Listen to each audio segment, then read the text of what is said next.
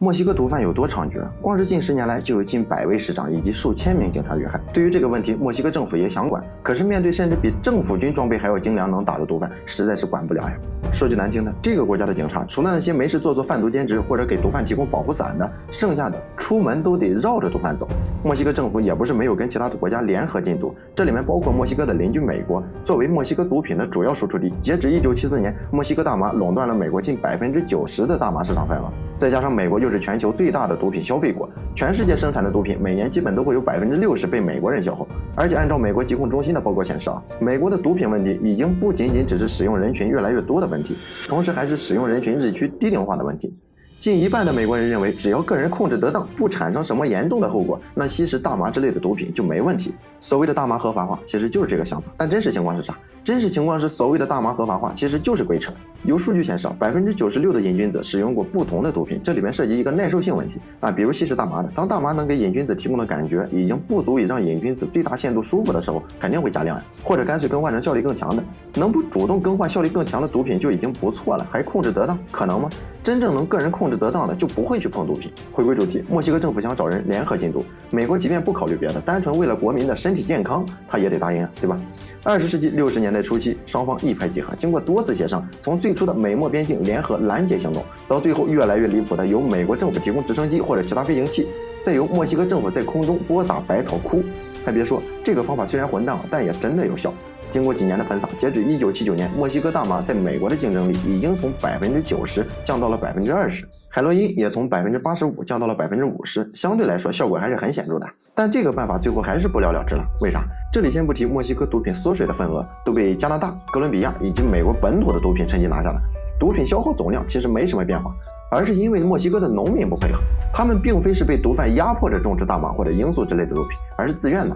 墨西哥农民太穷了，作为一个玉米之国，墨西哥有太多玉米做成的美食。可是对于种植玉米的墨西哥农民而言，他们种植1公顷，也就是15亩玉米的收入，仅仅只有1.2万墨西哥比索，换算成美元，也就是700美元左右。再减去成本，都不够吃饭的呀。否则为啥1975年墨西哥还有65%的人营养不良，其中更有90%是农民？种罂粟或者大麻就不一样了。墨西哥农民每种植1公顷毒品原材料，除了种植收成能翻个30多倍，达到近40万比索以外，贩毒集团还会每天为农民支付300比索的工资。所以墨西哥政府同意美国空投百草枯，不光是打翻了毒贩的饭碗，同时还打翻了这些种植罂粟或者大麻等毒品的农民的饭碗，肯定是不愿意对吧？所以美国前脚刚撒完百草枯，后脚墨西哥农民就把大麻收割，然后打包卖给美国人，哪怕上面还沾着剧毒。偏偏毒品不同于正常的商品，都是走私流入的，查都没法查，还能有什么办法？没办法，这已经不仅仅只是装备有没有毒贩精良，打不打得过毒贩武装的问题了。美国军队的装备不精良吗？都能让美国在墨西哥人头顶投放百草枯了，让美军协助共同打击下毒贩，有问题吗？可是还能怎么打击墨西哥农民都站在了政府的对立面，成了墨西哥毒贩背后的男人。就算墨西哥政府的暴力机关很强大，把这些农民都抓了，有用吗？没什么用，还是会有下一批种植大麻的墨西哥农民。所以最后还是出于美国公民的健康，经过数年的多方博弈，白宫终止了这项百草枯喷洒项目。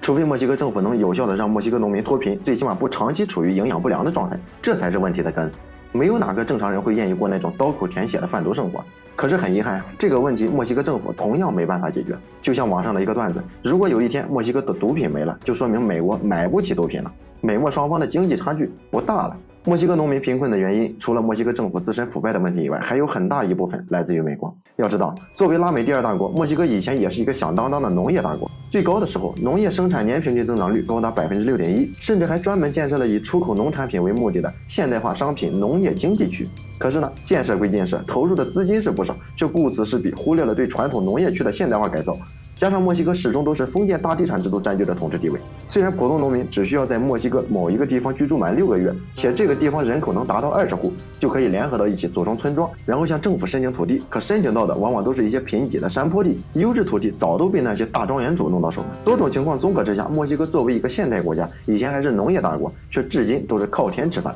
传统农业区交通不便，生产方式落后不说，基本的水浇地问题都没办法妥善解决，怎么可能让农民脱贫呢？再加上政局不稳，独裁者的搜刮，政府自身首先就没有对墨西哥农民的利益加以保护，而是为了牟利投机倒把，在国际市场农产品价格低于国内市场价时大量进口，只有在国内市场价低于国际市场价的时候才鼓励生产，完全就是投机商的做法，谷贱伤农的道理是一点都不管呀。所以1965年以后，墨西哥的农业生产就开始了下降。截至20世纪70年代初期，短短几年时间就已经出现了停滞甚至是衰退的情形。之后到了1994年，墨西哥、加拿大还有美国联合签订了一个所谓的北美自由贸易区。表面上看，墨西哥和加拿大这是抱上了美国的大腿，有了进入美国市场的机会。可反过来看，加拿大实力虽然比不上美国，可终究跟美国一样，都是发达的工业化国家。墨西哥顶天也就是个新兴的工业化国家，除了能吸引美国企业进驻，解决一部分就业问题以外，我实在想不到墨西哥还能有什么具备市场竞争力的商品。矿产资源美国多的是，19世纪美墨战争后被美国拿走的那些土地有多肥，墨西哥政府心里会没点数吗？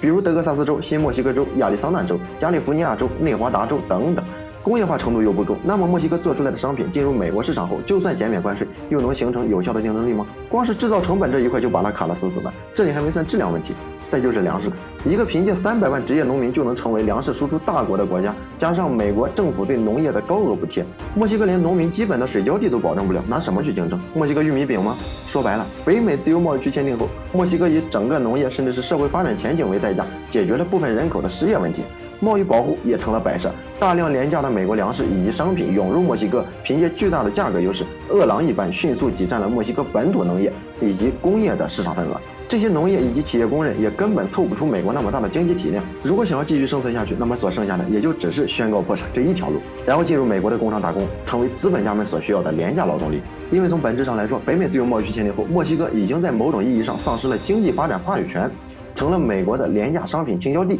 当然，农业也不仅仅只是玉米这类型可以大规模机械化种植的作物，也有很多，比如蔬菜水果等很难依靠机器的作物，还是需要人力的。这些墨西哥农民当然也可以去选择种植蔬菜水果等作物，但是大家别忘了，墨西哥出口的农产品往往来自于北部地区的现代化商品农业经济区，而这片土地的性质并非前面曾说过的村社集体土地，而是早早被一些大庄园主占有的大型私人农场，最后的利润当然也主要是到了农场主的口袋，跟多数普通墨西哥农民其实是没什么关系的，除非接受农场主的雇佣去采摘蔬菜水果啥的。可是相应的，作为一个经济落后的国家，墨西哥农场的采摘薪资跟加州农场的采摘薪资肯定不是一个级别。截止2017年，一天的工资也就80比索左右，能维持个温饱就算不错了。那么大家说，墨西哥农民想要改变贫困局面，除了翻墙突渡成为非法移民，或者铤而走险替贩毒集团种植罂粟、大麻以外，还有别的路能选吗？